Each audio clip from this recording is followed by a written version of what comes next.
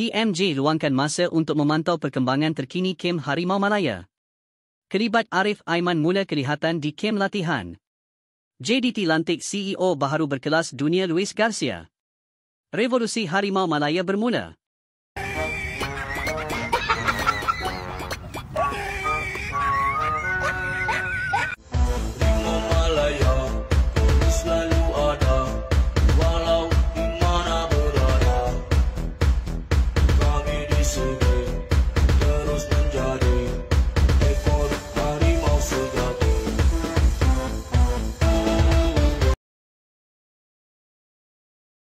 Revolusi Harimau Malaya bukan sekadar cerita, tapi gelora yang dicetuskan oleh DYAM Tunku Ismail.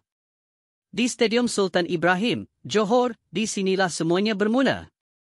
Tempat di mana semangat baru lahir, tempat di mana Harimau Malaya akan menggempar pentas Asia. Tapi ini bukan sekadar tentang bola sepak, ini tentang revolusi yang mengubah segalanya. Sesi latihan hari keempat ini bukan sekadar rutin biasa.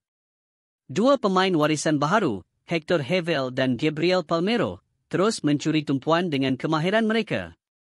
Tidak ketinggalan, Arif Aiman, yang kembali dari kecederaan, menunjukkan tekadnya untuk bangkit lebih kuat.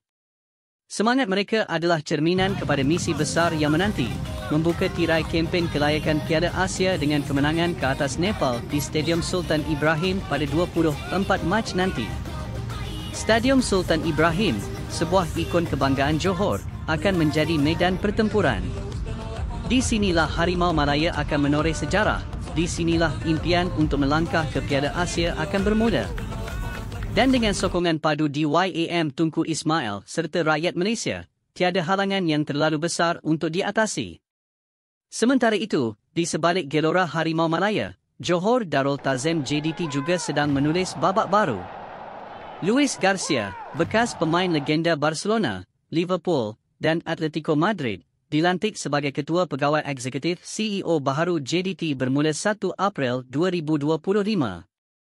Seorang pemegang lesen Pro UEFA dan Sarjana Eksekutif UEFA, Garcia membawa bersama kepakaran dan visi untuk mengukuhkan lagi dominasi JDT di persada bola sepak Asia.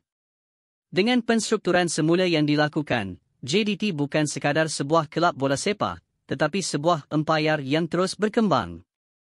Alistair Edwards, yang kini memikul dua peranan sebagai COO dan pengarah teknikal, bersama Luis Garcia, akan memastikan JDT terus menjadi simbol kecemerlangan dalam pengurusan dan prestasi. Di padang hijau, Harimau Malaya berjuang untuk negara. Di sebalik tabir, JDT membina negasi. Dua misi, satu matlamat, mengharumkan nama Malaysia di persada dunia.